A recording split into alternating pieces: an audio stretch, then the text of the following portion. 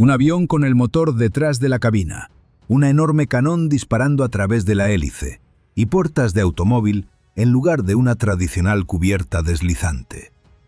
Cuando los ingenieros de Bell Aircraft presentaron este aparato ante los mandos del Ejército del Aire de los Estados Unidos en 1937, muchos pensaron que se trataba de una broma. Pero no lo era. Aquel extraño caza cambiaría para siempre la historia de la aviación militar, aunque no de la manera que sus creadores esperaban. A mediados de la década de 1930, el panorama de la aviación militar estadounidense era desolador. Los cazas en servicio activo eran lentos, anticuados y técnicamente inferiores a los europeos. Para colmo, algunas aeronaves comerciales superaban en velocidad a los aviones de combate del ejército. Era una situación vergonzosa para la primera potencia industrial del mundo. Ante esta realidad, el 19 de marzo de 1937, el Cuerpo Aéreo del Ejército de los Estados Unidos publicó la especificación técnica X-609. Necesitaban un interceptor de gran altitud, rápido, letal y moderno. Bell Aircraft respondió con dos propuestas. El ejército eligió el modelo 4 y en octubre de ese mismo año ordenó la construcción de un prototipo. Menos de 6 meses después, en los primeros días de abril de 1938, el XP-39 Airacobra levantaba el vuelo por primera vez desde la base de Wright Field, en Ohio. Desde el primer momento quedó claro que este avión no se parecía a nada que hubiera existido antes. El ingeniero jefe Robert Booth había tomado decisiones de diseño radicalmente inusuales, comenzando por la ubicación del motor. En lugar de colocarlo en el morro, como era costumbre en prácticamente todos los cazas de la época, Booth lo situó detrás de la cabina del piloto. El motor, un Allison V12 de 12 cilindros en V, estaba conectado a la hélice delantera mediante un largo árbol de transmisión de algo más de 3 metros que pasaba entre las piernas del piloto. La razón de esta decisión era clara desde el punto de vista aerodinámico. Colocar el motor cerca del centro de gravedad mejoraba la maniobrabilidad y el control del aparato. Sin embargo, aquella solución también traía consigo un problema serio que afectaría a los pilotos durante toda la vida operativa del avión. El armamento del XP-39 era igualmente impresionante para la época. En el morro, disparando directamente a través del cubo de la hélice, se instalaba un canón T9 de 37 milímetros, una pieza de artillería capaz de destruir un avión enemigo con un solo impacto directo.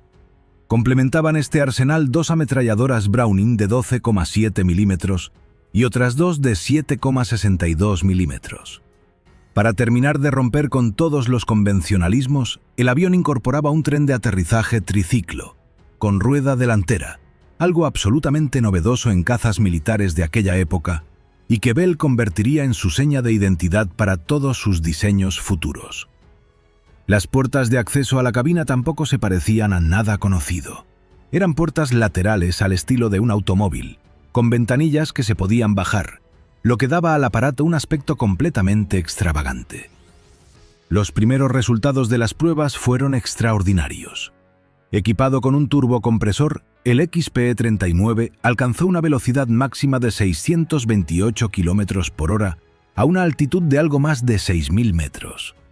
Estas cifras colocaban al prototipo entre los cazas más rápidos del mundo en ese momento, y el Ejército del Aire norteamericano empezó a ver en el Airacobra el futuro de su aviación de combate. Sin embargo, el entusiasmo duró poco. El Comité Nacional Asesor para la Aeronáutica, conocido como NACA, intervino en el proceso de desarrollo e introdujo una serie de modificaciones que tendrían consecuencias desastrosas. Los técnicos del NACA añadieron peso al avión en forma de blindaje adicional y equipamiento extra, y al mismo tiempo tomaron la decisión que resultaría más dañina de todas. Eliminaron el turbocompresor.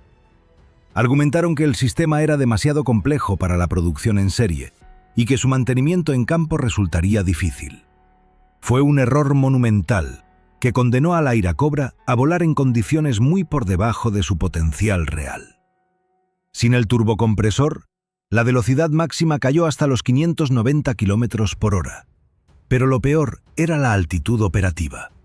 El avión pasaba a ser prácticamente inútil por encima de los 4.500 metros.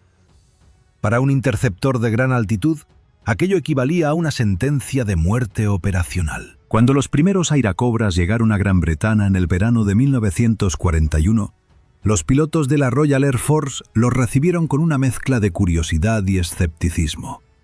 El avión tenía un aspecto moderno e intimidante, con sus líneas aerodinámicas y su enorme canon en el morro. Pero las apariencias engañan, y los británicos estaban a punto de descubrirlo de la manera más dolorosa posible. El camino que llevó el Airacobra hasta los aeródromos británicos había comenzado en Francia. En 1939, el gobierno francés había firmado un pedido de 200 cazas P-39, convencido de que el moderno aparato americano podría reforzar su debilitada aviación militar. Sin embargo, en junio de 1940, Francia cayó bajo la ocupación alemana en menos de 6 semanas, y el pedido quedó en el aire. Los británicos, desesperados por conseguir cazas modernos tras las devastadoras pérdidas de la batalla de Francia y Dunkerque, se apresuraron a hacerse cargo del contrato. La Comisión de Compras británica amplió el pedido original hasta un total de 675 aparatos, con la intención de emplearlos en combate aéreo sobre Europa. El primer lote de Airacobras, designados Airacobra Mark I por la RAF, llegó a Gran Bretaña y fue asignado al escuadrón número 601, basado en Duxford. Los mecánicos y pilotos británicos inspeccionaron el avión con detenimiento. Las puertas laterales al estilo de automóvil generaron risas nerviosas entre los veteranos. Pero cuando comenzaron las pruebas de vuelo comparativas, las risas desaparecieron y fueron sustituidas por una preocupación genuina. El Airacobra era notablemente más lento de lo que Bell había prometido en sus especificaciones técnicas. Donde los documentos oficiales indicaban velocidades superiores a los 600 km por hora, la realidad sobre los aeródromos ingleses era muy diferente. Peor aún, la tasa de ascenso del aparato era decepcionante. Tardaba una eternidad en ganar altitud, algo imperdonable en un interceptor cuya misión principal era alcanzar rápidamente a los bombarderos enemigos antes de que cruzaran objetivos vitales. Los británicos intentaron adaptar el avión a sus necesidades. Sustituyeron el Canon T9 de 37 mm por un hispano-suiza de 20 mm, considerado más adecuado para el combate aéreo europeo, y cambiaron las ametralladoras por Browning de 7,7 mm del estándar británico. Pero los cambios no resolvieron el problema fundamental. Por encima de los 4.500 metros, el motor Allison perdía potencia de manera dramática, y el avión se volvía alenguido, predecible y vulnerable. En el teatro de operaciones europeo occidental, donde los cazas alemanes combatían habitualmente entre 5.000 y 8.000 metros de altitud, el Airacobra era simplemente incapaz de seguir el ritmo. Subía tarde, volaba lento en altura y no podía perseguir ni huir con eficacia de los Bf-109 que dominaban aquellos cielos. El veredicto llegó de forma fulminante. En octubre de 1941, tras apenas 2 operaciones de combate sobre Europa, el mando de la RAF tomó una decisión sin precedentes. Retiro el Airacobra del servicio en primera línea de manera definitiva. 2 misiones. Eso fue todo lo que necesitaron los británicos para concluir que el avión no tenía ningún futuro como caza de combate en el frente occidental. Era una humillación pública para Bell Aircraft y para el programa de rearme estadounidense en general. El resto del pedido fue rechazado de forma categórica por el gobierno británico, que no tenía ninguna intención de seguir pagando por un avión que no podía competir contra la Luftwaffe en condiciones reales de combate. Los aparatos rechazados regresaron a Estados Unidos, donde fueron redesignados como P-400 para diferenciarlos de los modelos estándar del ejército americano. Unos 200 de estos aviones fueron enviados a la Fuerza Aérea Australiana para operar en el Pacífico, donde al menos las altitudes de combate eran algo menores. Pero el Pacífico tampoco sería el hogar del Airacobra, como quedaría demostrado muy pronto. Otros 212 ejemplares británicos tomaron una ruta completamente diferente. fueron redirigidos hacia la Unión Soviética, que llevaba meses recibiendo suministros aliados a través del programa de préstamo y arriendo. Nadie en Londres o Washington esperaba gran cosa de aquella decisión. Era, en el mejor de los casos, una forma de deshacerse de un avión que nadie quería y de paso ayudar a un aliado que necesitaba material de guerra con urgencia desesperada. Lo que nadie podía imaginar en ese momento era que aquellos 212 rechazados eran el comienzo de algo que dejaría a todos sin palabras. Mientras los británicos firmaban los papeles de rechazo de la Iracobra y los aviones eran remitidos a otros destinos, el mundo cambiaba a una velocidad vertiginosa. El 7 de diciembre de 1941, Japón lanzó su ataque sorpresa contra la base naval estadounidense de Pearl Harbor, en Hawái, arrastrando a Estados Unidos a una guerra total en 2 océanos simultáneamente. De repente, Washington necesitaba cazas en todas partes, y los necesitaba ya. El Iracobra, con todos sus defectos conocidos, era lo que había disponible, y fue enviado al frente del Pacífico sin que nadie tuviera una alternativa mejor que ofrecer. En abril de 1942, los primeros P-39 y P-400 entraron en combate contra la aviación japonesa. El resultado fue catastrófico. El adversario al que se enfrentaban era el Mitsubishi A-6M, conocido universalmente como Zero, uno de los cazas más maniobrables y temidos de toda la Segunda Guerra Mundial. El Zero era ligero, extremadamente ágil y estaba pilotado por aviadores con años de experiencia de combate acumulada en China. El Iracobra, pesado, lento en altitud y con un motor que perdía fuerza por encima de los 4.000 metros, no tenía ninguna posibilidad real en un combate de igual a igual contra aquel adversario. Los pilotos americanos descubrieron con horror que el Zero les superaba en velocidad de ascenso, en radio de giro y en techo operativo. En los primeros enfrentamientos sobre Nueva Guinea y las islas del Pacífico Sur, las pérdidas entre los escuadrones equipados con Iracobras fueron severas y desmoralizadoras. La situación sobre el fielo de Port Moresby, en Nueva Guinea, ilustraba perfectamente la tragedia del aparato. Los pilotos americanos intentaban interceptar las formaciones de bombarderos japoneses que atacaban la base, pero el Iracobra tardaba tanto en ganar altitud que en muchas ocasiones los bombarderos ya habían soltado su carga y estaban de regreso antes de que los cazas estadounidenses alcanzaran la altura necesaria para interceptarlos. Cuando el combate se producía en condiciones favorables, a baja altitud y en igualdad de circunstancias numéricas, el P-39 podía resultar peligroso gracias a su potente cañón de 37 milímetros. Pero esas condiciones raramente se daban en el Pacífico, donde la geografía obligaba a combatir sobre el mar abierto y a grandes distancias de las bases propias. Y aquí aparecía otro defecto crítico del avión que había pasado desapercibido durante el desarrollo: su escasa autonomía.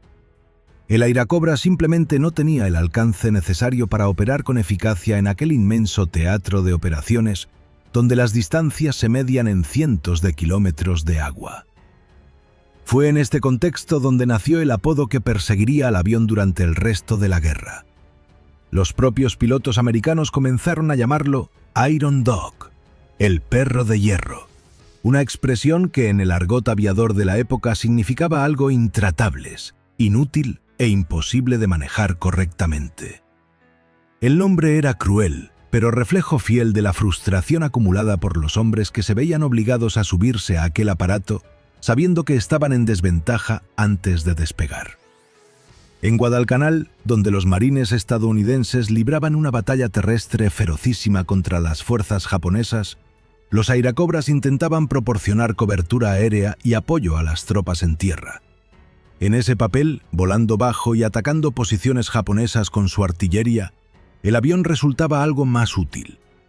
Pero en cuanto aparecían los Zero japoneses para disputar el control del cielo, los pilotos de la Iracobra sabían perfectamente lo que les esperaba. Mientras tanto, en el extremo opuesto del mundo, los primeros pilotos soviéticos que se sentaron en la cabina de una Iracobra compartían el mismo escepticismo inicial que británicos y americanos. Los aparatos llegaban a la Unión Soviética a través de dos rutas principales: por el Atlántico Norte hasta los puertos de Murmansk y Arjángelsk, o por la llamada Ruta de Alaska, cruzando el estrecho de Bering desde Fairbanks hasta Siberia. Muchos aviones llegaban danados por las penosas condiciones del transporte marítimo, con piezas oxidadas y sistemas eléctricos deteriorados. Los mecánicos soviéticos los recibían en estado lamentable y debían ponerlos en condiciones de vuelo con recursos muy limitados. Los primeros pilotos que volaron el aparato reportaron inmediatamente los mismos problemas que sus colegas occidentales. Tendencia peligrosa a entrar en barrena plana durante maniobras bruscas, deformaciones en el estabilizador de cola bajo fuerzas G elevadas y una exigencia implacable de combustible de alta calidad que no siempre estaba disponible en los aeródromos del frente oriental. Varios accidentes graves durante el periodo de entrenamiento aumentaron la desconfianza. Parecía que el Airacobra estaba condenado a ser un fracaso en todos los frentes y en manos de todos los que lo intentaran. La desconfianza soviética hacia el Airacobra no duró demasiado tiempo. Lo que cambió la situación no fue una orden del alto mando ni una directiva oficial, sino algo mucho más poderoso.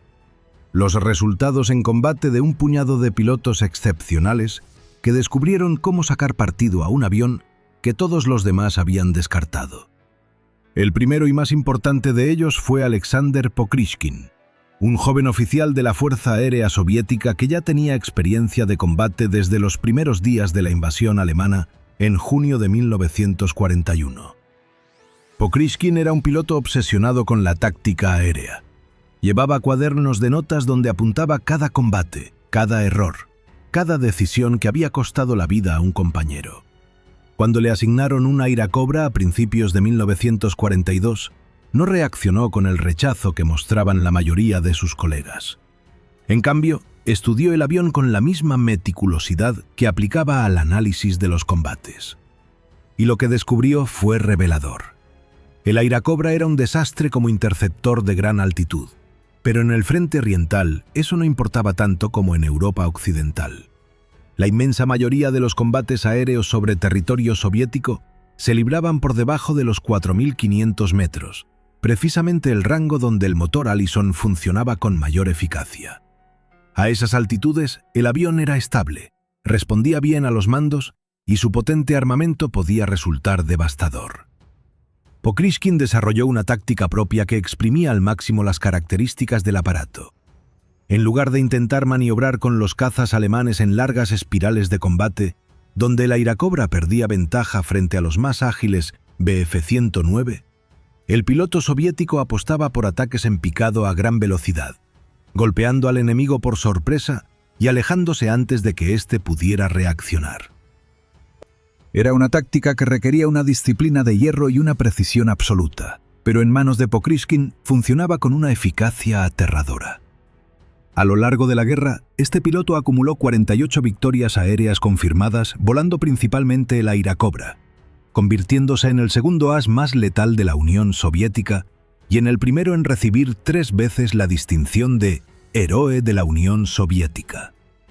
Muy cerca de él, en el mismo regimiento aéreo, volaba Grigori Rechkalov, otro piloto que encontró en el Airacobra su arma perfecta.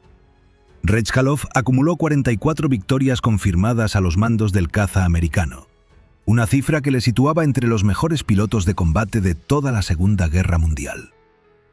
La combinación de su instinto natural para el combate aéreo y la potencia de fuego del canon de 37 milímetros le convirtió en una pesadilla para los pilotos alemanes que operaban sobre el Cáucaso y Kubán. En la primavera de 1943, durante la batalla aérea sobre el Kubán, considerada una de las mayores confrontaciones aéreas del frente oriental, los escuadrones soviéticos equipados con Airacobras infligieron pérdidas severas a la Luftwaffe en una serie de enfrentamientos que duraron semanas. Fue allí donde el mundo de la aviación militar comenzó a tomar nota de que algo inusual estaba ocurriendo con aquel avión que todos habían despreciado. La noticia llegó hasta el Kremlin. En octubre de 1942, el propio Joseph Stalin envió una comunicación personal al presidente Franklin Roosevelt solicitando de manera explícita un incremento urgente en el envío de Airacobras al frente oriental. Era una petición extraordinaria. El líder de la Unión Soviética, que disponía de la mayor industria de aviación militar del mundo en plena producción de guerra, estaba pidiendo personalmente más unidades de un avión que británicos y americanos habían abandonado por inútil. Roosevelt accedió y los envíos se incrementaron de forma sustancial. En total, a lo largo de toda la guerra, la Unión Soviética recibió 4.773 Airacobras a través del programa de préstamo y arriendo, lo que representaba aproximadamente la mitad de toda la producción total del aparato. La logística de mantener aquella flota en condiciones de vuelo era un desafío monumental. Las piezas de repuesto tenían que viajar desde las fábricas de Bell en Buffalo, Nueva York, hasta los aeródromos del Frente Oriental, recorriendo miles de kilómetros por rutas marítimas peligrosas o a través de la ruta aérea de Alaska y Siberia. Los retrasos eran frecuentes y los faltantes de material crónicos. Ante esta situación, los técnicos soviéticos desarrollaron una solución tan pragmática como brutal. Cuando un Airacobra quedaba demasiado danado para volar, era desguazado sin contemplaciones y sus piezas utilizadas para mantener operativos a los demás. Los aviones inutilizados por el combate o los accidentes se convertían en almacenes de repuestos ambulantes. Gracias a esta práctica, los regimientos soviéticos lograban mantener tasas de disponibilidad operativa sorprendentemente altas para un avión cuya cadena de suministro era tan frágil. El Airacobra había encontrado por fin un lugar donde sus virtudes superaban a sus defectos, y los soviéticos no tenían ninguna intención de desperdiciarlo. En agosto de 1944, las líneas de producción de Bell Aircraft en Buffalo se detuvieron definitivamente. El último Airacobra salió de la fábrica sin ninguna ceremonia especial, sin discursos ni fotografías oficiales. En total, la compañía había construido 9.584 unidades a lo largo de 6 años de producción, una cifra impresionante para un avión que había sido rechazado sucesivamente por casi todos los que lo habían probado. La guerra continuaba en ambos frentes, pero el Airacobra había sido ya superado por una nueva generación de cazas americanos que sí podían operar con eficacia a grandes altitudes y sobre largas distancias. El P-51 Mustang y el P-47 Thunderbolt se habían convertido en los verdaderos protagonistas del esfuerzo aéreo aliado sobre Europa, mientras el Airacobra era relegado definitivamente a un papel secundario en el imaginario de la aviación militar estadounidense. Sin embargo, mientras América ignoraba al Airacobra, los pilotos soviéticos seguían acumulando victorias con él. Durante los últimos meses de 1943 y a lo largo de 1944, los regimientos equipados con P-39 participaron en algunas de las operaciones aéreas más intensas del Frente Oriental. Durante la batalla de Kursk, en el verano de 1943, la mayor batalla de tanques de la historia, los Airacobras soviéticos operaron como cazas de superioridad aérea a baja altitud, protegiendo a las fuerzas terrestres soviéticas del acoso de la aviación alemana. No eran los protagonistas de los grandes titulares, pero su trabajo silencioso y constante contribuyó de manera decisiva a mantener el cielo soviético bajo control en los momentos más críticos de la guerra en el este. El balance final de los Airacobras en servicio soviético era algo que nadie había previsto cuando los primeros ejemplares llegaron deteriorados a los puertos del Ártico. El aparato había generado 28 ases con un mínimo de 15 victorias confirmadas cada uno. Una concentración de talento y eficacia que ninguna otra nación había logrado extraer del mismo avión. Cuando el piloto alemán Günther Rall, uno de los ases más condecorados de la Luftwaffe, con 272 victorias confirmadas y veterano de innumerables combates sobre el Frente Oriental, fue preguntado sobre el Airacobra años después de la guerra, su respuesta fue contundente y sincera. Rall afirmó que en manos capacitadas, el P-39 representaba un adversario serio para los modelos F y G del Bf-109, los mejores cazas alemanes de aquella etapa de la guerra. Era el reconocimiento definitivo de un enemigo que había combatido contra el avión en centenares de ocasiones y sabía perfectamente de lo que hablaba. Pero quizá el legado más duradero del Airacobra no fue ninguna victoria aérea ni ninguna estadística de combate, sino lo que su existencia hizo posible en el futuro inmediato de la aviación. Bell Aircraft había aprendido lecciones fundamentales durante el desarrollo y la producción del P-39 y las aplicó directamente en su sucesor, el P-63 King Cobra. Este nuevo aparato corrigió muchos de los defectos del Airacobra original. Tenía un motor más potente, mayor techo operativo y mejores prestaciones en general. Curiosamente, la Unión Soviética volvió a ser el principal operador del King Cobra, recibiendo más de 3.000 unidades a través del programa de préstamo y arriendo, lo que confirmaba que la relación entre los pilotos soviéticos y los cazas de Bell era algo más que una casualidad de la guerra.